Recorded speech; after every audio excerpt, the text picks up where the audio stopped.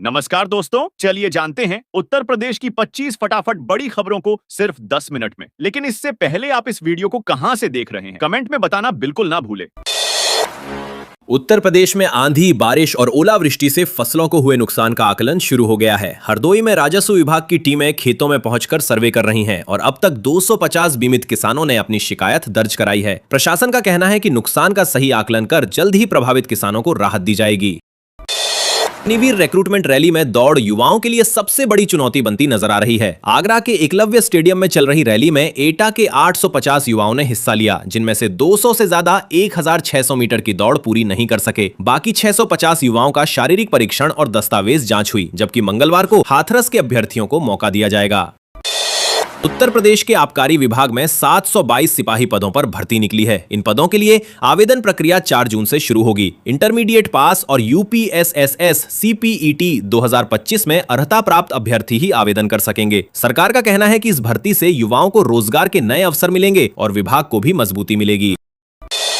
उत्तर प्रदेश के 19 ब्लॉकों की 37 ग्राम पंचायतों में अन्नपूर्णा भवन बनाए जाएंगे। सीतापुर में इन भवनों के निर्माण के लिए शासन ने 3 करोड़ 12 लाख रुपए की मंजूरी दी है। इन केंद्रों में खाद्यान्न भंडारण और वितरण के साथ साथ सामुदायिक सेवाएं और जरूरी सामान की बिक्री की सुविधा भी मिलेगी, जिससे ग्रामीणों को एक ही स्थान पर कई सुविधाएं उपलब्ध हो सकेंगी।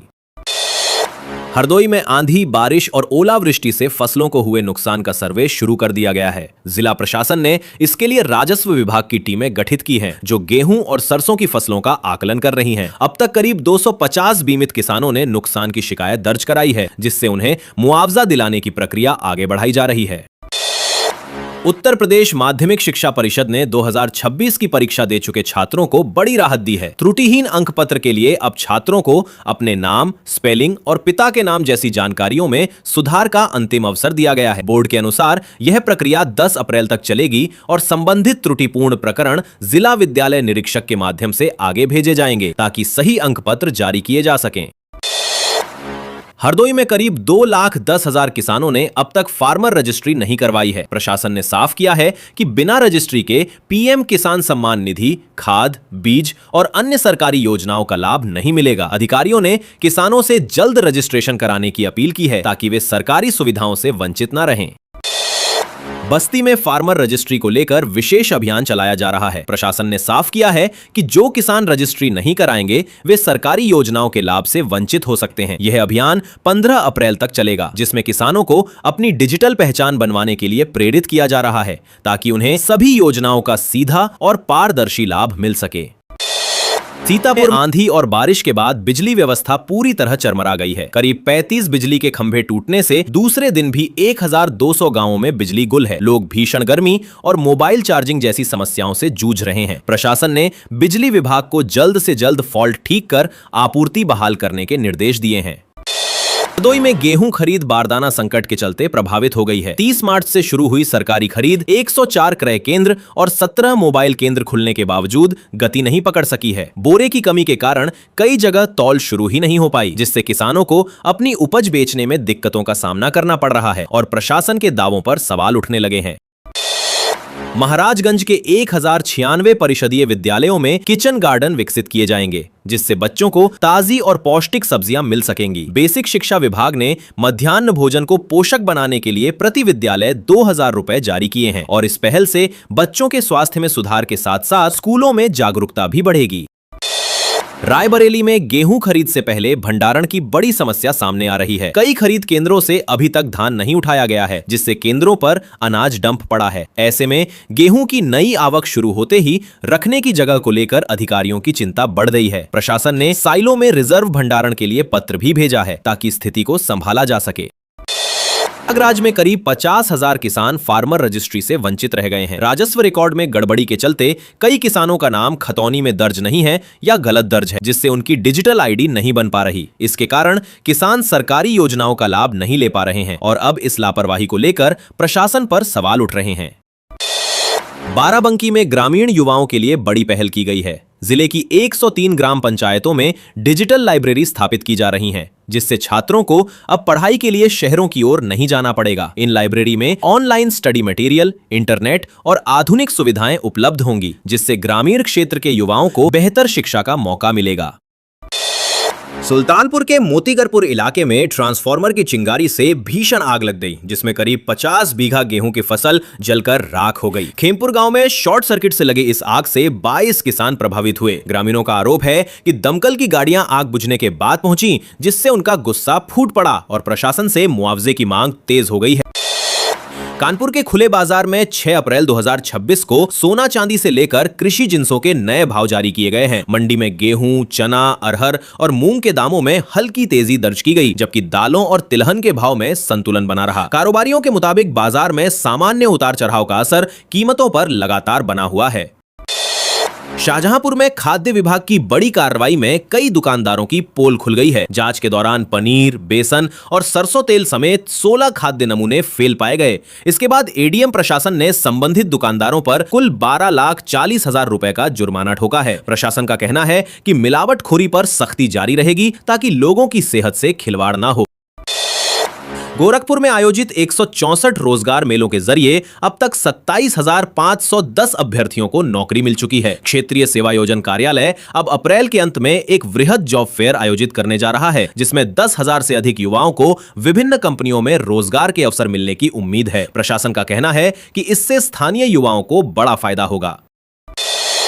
मथुरा जंक्शन रेलवे स्टेशन पर एक जीआरपी सिपाही ने अपनी बहादुरी से बड़ा हादसा टाल दिया। सिपाही विक्रम सिंह ने चलती ट्रेन से गिर रहे युवक को फुर्ती दिखाते हुए तुरंत खींच लिया, जिससे वो ट्रेन के नीचे आने से बच गया। ये घटना जीटी एक्सप्रेस से उतरते समय हुई, जहां युवक का संतुलन बिगड़ गया था। सिपाही की सतर्कता से युवक की जान बच गई। इंडियन रेलवेज ने यात्रियों को बड़ी राहत देते हुए नई सुविधा शुरू की है। अब यात्री ट्रेन छूटने से आधे घंटे पहले तक अपना बोर्डिंग स्टेशन बदल सकेंगे। पहले यह सुविधा केवल पहले आरक्षण चार्ट बनने तक ही सीमित थी। इस फैसले से यात्रियों को यात्रा योजना में ज्यादा लचीलापन मिलेगा और अचानक बदलाव की स्थिति में भी परेशानी नहीं होगी।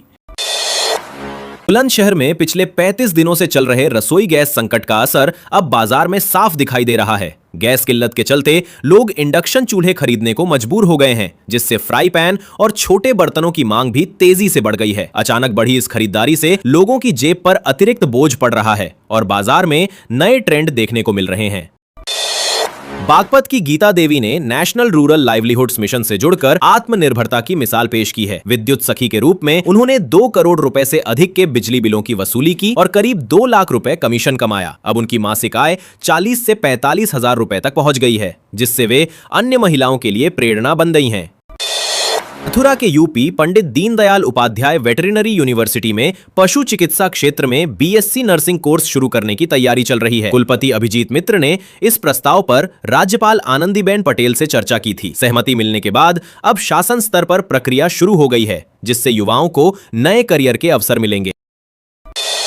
बरेली से मुंबई की जगह नवी मुंबई के लिए उड़ान शुरू होने के बाद यात्रियों की संख्या में गिरावट देखी गई है। पहले करीब 225 यात्री सफर कर रहे थे, अब यह संख्या घटकर लगभग 185 रह गई है। दूरी और कनेक्टिंग फ्लाइट्स की कमी को इसका कारण माना जा रहा है। हालांकि अधिकारी जल्द ही स्थिति सामान्य होने की उम्मीद जता रहे हैं और दिल्ली व वाराणसी के लिए नई उड़ानों की तैयारी भी चल रही है। एनपुरी के किशनी इलाके में शादी के नाम पर धोखाधड़ी का मामला सामने आया है। एक युवक ने आरोप लगाया कि सुहागरात पर उसे पता चला कि उसकी दुल्हन किन्नर है, जिसके बाद उसने परिवार को इसकी जानकारी दी। युवक के अनुसार दुल्हन बाद में जेवर और नकदी लेकर मायके लौट गई, जबकि शिकायत के बावजूद कोई संतोषजनक जवाब नहीं मिला। अब पीड़ित पक्ष ने न्याय की मांग की है और मामले की जांच की जा रही है। गोंडा में 38 करोड़ रुपए की लागत से 16 किलोमीटर लंबी सड़क का निर्माण कराया जाएगा। अल्लीनगर क्षेत्र में विधायक प्रभात कुमार वर्मा ने इस परियोजना का शिलान्यास किया। गौरा पांडे से गिन्नी नगर तक बनने वाली यह सड़क 1 साल में पूरी होने का लक्ष्य है, जिससे करीब 50,000 लोगों को बेहतर आवागमन की सुविधा मिलेगी। शाहजहांपुर में निकाह के नाम पर धोखाधड़ी का गंभीर मामला सामने आया है। एक महिला ने आरोप लगाया कि इकरान ने शादी का झांसा देकर उसके साथ संबंध बनाए और गर्भवती होने पर निकाह से इनकार कर दिया। पीड़िता की मां ने नगर पंचायत चेयरमैन मोहम्मद इसहाक अंसारी समेत 4 लोगों के खिलाफ एफआईआर दर्ज कराई है और धमकी देने के आरोप भी लगाए गए हैं। पुलिस पूरे मामले की जांच में जुटी है।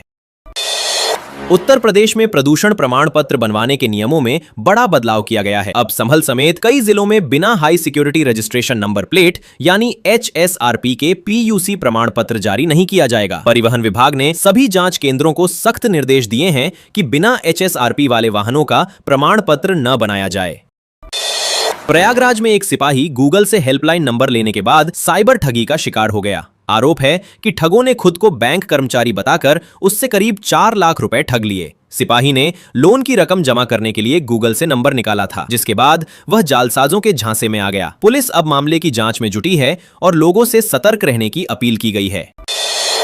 बंदा में रेलवे में सक्रिय एक बड़े गिरोह का पर्दाफाश हुआ है। गवर्नमेंट रेलवे पुलिस और रेलवे प्रोटेक्शन फोर्स ने फर्जी आईडी से एसी कोच में टिकट बुक कर यात्रियों का सामान चोरी करने वाले 2 आरोपियों को गिरफ्तार किया है। दोनों आरोपी कानपुर के रहने वाले बताए जा रहे हैं। कानपुर में ओलावृष्टि से फसलों को भारी नुकसान के बाद भी किसानों को राहत पूरी तरह नहीं मिल पा रही है। करीब 2.5 लाख प्रभावित किसानों में से सिर्फ 86,000 को ही मुआवजा मिलेगा। जिला कृषि अधिकारी प्राची पांडे के अनुसार केवल प्रधानमंत्री फसल बीमा योजना से जुड़े बीमित किसानों को ही सहायता दी जा सकती है, जिससे बड़ी संख्या में किसान अभी भी राहत से वंचित हैं। महाराजगंज में एक बुजुर्ग व्यक्ति द्वारा बाइक पर खतरनाक स्टंट करने का वीडियो सोशल मीडिया पर वायरल हो गया। वीडियो सामने आने के बाद पुलिस ने तुरंत संज्ञान लेते हुए बड़ी कार्रवाई की है। अधिकारियों ने लोगों से अपील की है कि इस तरह के स्टंट से अपनी और दूसरों की जान जोखिम में ना डालें।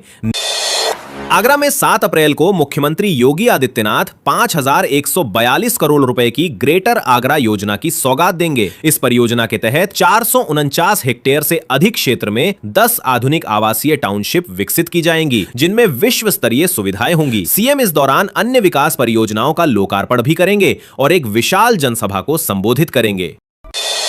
उत्तर प्रदेश में राजस्व संग्रह को लेकर रिकॉर्ड बढ़त दर्ज की गई है। मार्च 2026 में करीब 1020 करोड़ रुपए की वृद्धि हुई, जबकि पूरे वित्तीय वर्ष 2025 से 26 में यह बढ़ोतरी 10,228 करोड़ रुपए तक पहुंच गई। योगी आदित्यनाथ सरकार का दावा है कि बेहतर प्रबंधन और सख्त निगरानी से प्रदेश की अर्थव्यवस्था लगातार मजबूत हो रही है। बाराबंकी में इस वर्ष बड़े पैमाने पर पौधारोपण की तैयारी की जा रही है। जिले की 37 नर्सरियों में करीब 91 लाख पौधे तैयार किए जा रहे हैं, जिनमें से 62 लाख से अधिक पौधे लगाए जाएंगे। वन विभाग हाईवे और नदियों के किनारे विशेष रूप से रोपण करेगा। ये पौधे विभागों, किसानों और आम जन को निःशुल्क उपलब्ध कराए जाएंगे, जिससे हरित बढ़ाने और पर्यावरण संरक्षण को मजबूती मिलेगी। प्रयागराज साइबर क्राइम पुलिस ने फर्जी डिग्री और मार्कशीट बेचने वाले गिरोह का भंडाफोड़ किया है। आरोपी दिल्ली में फर्जी मैनेजमेंट इंस्टीट्यूट चलाकर जाली दस्तावेज बेचते थे और उत्तर प्रदेश माध्यमिक शिक्षा परिषद की नकली वेबसाइट पर डिग्री अपलोड कर लोगों को गुमराह करते थे। पुलिस ने 2 आरोपियों को गिरफ्तार कर जेल भेज दिया है और पूरे नेटवर्क की जांच जारी है। शाहाबाद की नवीन गल्ला मंडी गेट पर दुकानों को खाली कराने को लेकर बड़ा विवाद हो गया। इस दौरान उपद्रवियों ने व्यापारियों से मारपीट की और दुकानों में तोड़फोड़ करते हुए सामान बाहर फेंक दिया, साथ ही नकदी और कागजात भी लूट लिए। मामले में पुलिस ने 5 नामजद और 60 अज्ञात लोगों के खिलाफ एफआईआर दर्ज कर जांच शुरू कर दी है। अयोध्या में ग्रामीण विकास को लेकर बड़ा फैसला लिया गया है। करीब 15 करोड़ रुपए की लागत से 15 ग्रामीण सड़कों के निर्माण को मंजूरी मिल गई है। योगी आदित्यनाथ के निर्देश पर यह बजट त्वरित आर्थिक विकास योजना के तहत आवंटित किया गया है, जिससे गांवों में आवागमन बेहतर होगा और स्थानीय लोगों को सीधा फायदा मिलेगा। हरदोई में स्मार्ट मीटर की प्रीपेड व्यवस्था से उपभोक्ता परेशान हो गए हैं। जिले में 76,000 मीटर प्रीपेड किए जा चुके हैं, जिसके चलते रिचार्ज न होने पर बिजली तुरंत कट रही है। अब तक 7,000 से ज्यादा कनेक्शन बंद हो चुके हैं। भीषण गर्मी में बिजली गुल होने से लोगों को भारी दिक्कतों का सामना करना पड़ रहा है और विभाग की नीति पर सवाल उठ रहे हैं। अमेठी में स्मार्ट मीटर लगने के बाद बिजली विभाग ने सख्ती बढ़ा दी है। बिल का समय पर भुगतान न करने पर करीब 4,500 उपभोक्ताओं के कनेक्शन काट दिए गए हैं। जिले में 3 लाख से अधिक उपभोक्ता हैं, जिनमें 80,000 से ज्यादा घरों में स्मार्ट मीटर लगे हैं। विभाग ने चेतावनी दी है कि समय पर बिल जमा न करने पर आगे भी ऐसी कार्रवाई जारी रहेगी, इसलिए उपभोक्ता अपनी गलती समय रहते सुधार लें।